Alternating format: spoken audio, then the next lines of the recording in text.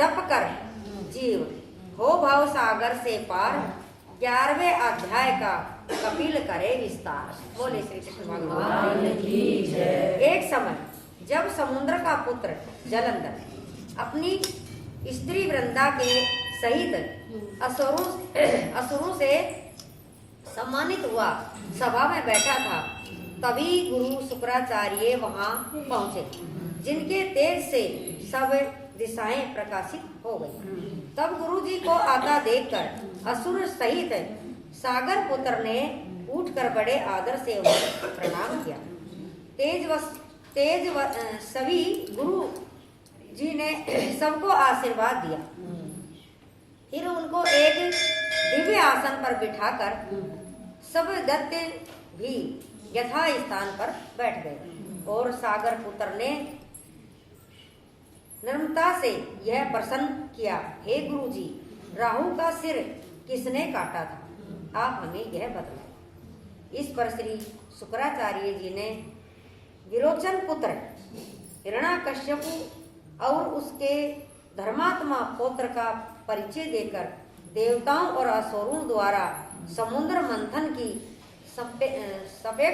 संपेक्ष में सब कथा कहकर यह बतलाया कि जब समुद्र से अमृत निकला तो उस समय देव रूप बनाकर राहु भी पीने बैठ गए। इस पर इंद्र के पक्षपाती भगवान विष्णु ने राहु का सिर काट डाला। यह सुनने के साथ ही जलंधर के नेत्र लाल हो गए। उसने बड़ा क्रोध किया। फिर अपने दशंबर नामक दूत को बुलाकर गुरु का कहा हुआ सब वार्तान सुनाया और आज्ञा दी कि तुम शीघ्र ही इंद्रपुरी में जाकर इंद्र को मेरी शरण में ले आओ।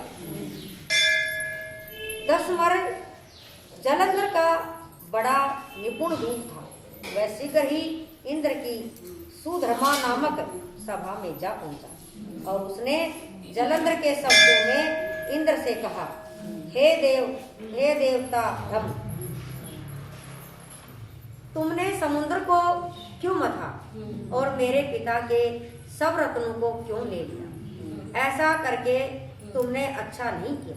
यदि तू अपना भला चाहता है तो उन सब रत्नों सहित देवताओं के साथ मेरी शरण में आ जा, अन्यथा हे सुराधम, मैं सत्य कहता हूं कि तेरा राज्य नष्ट कर दूंगा। इंद्र यह सुनकर बहुत विस्मित हुआ और कहने लगा, पहले सागर ने मेरे भय से सब पर्वतों को अपनी कुर्सी में क्यों स्थान दिया और मेरे शत्रु दैत्यों की क्यों रक्षा की?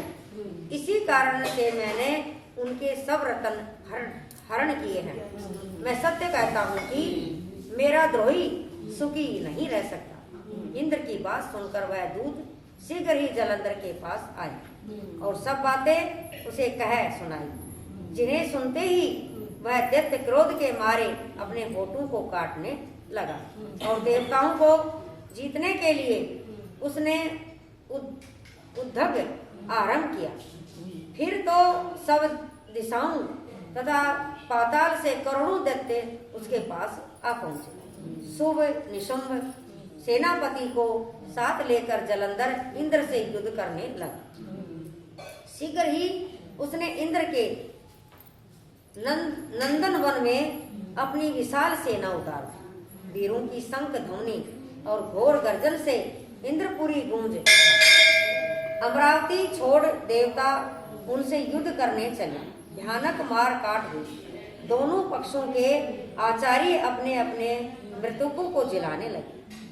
असुरों के आचार्य गुरु शुक्र अपनी अमृत संजीवनी विद्या से और देवगुरु बृहस्पति द्रोणागिरी से औषधियां लाकर मृतकों को जलाते रहे। इस पर जलंधर ने अपने गुरु शुक्राचार्य जी से क्रोध होकर कहा, मेरे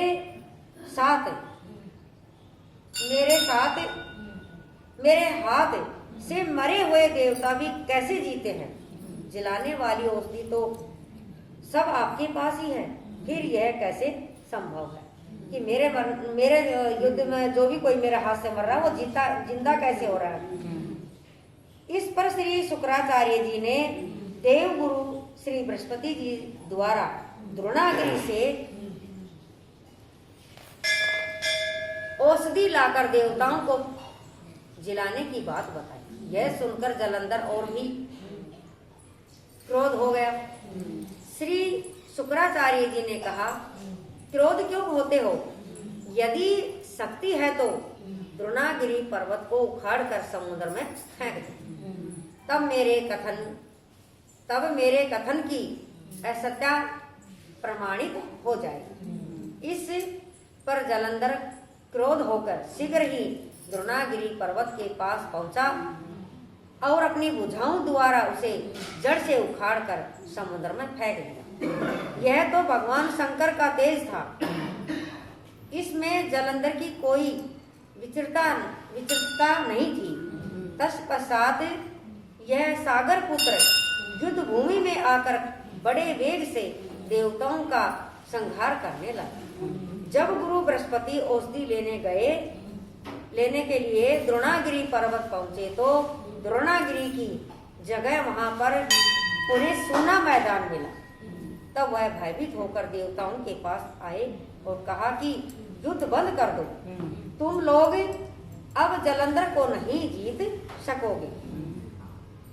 पहले इंद्र ने जो भगवान शंकर का अपमान किया था, यह उसी का फल है।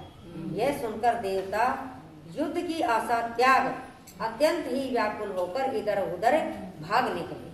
सिंधु सुत निर्भय होकर अमरावती में प्रविष्ट हो गया। इंद्र आदि सब देवताओं ने गुफा में जाकर शरण ली। बोले श्री कृष्ण भगवान की जय। श्रीमन नारायण नारायण नारायण, श्रीमन नारायण नारायण नारायण, श्रीमन नारायण नारायण नारायण, श्रीमन नारायण नारायण नारायण, श्रीमन नारायण नारायण नारायण। श्री कृष्ण भगवान की जय। जो राम नगर को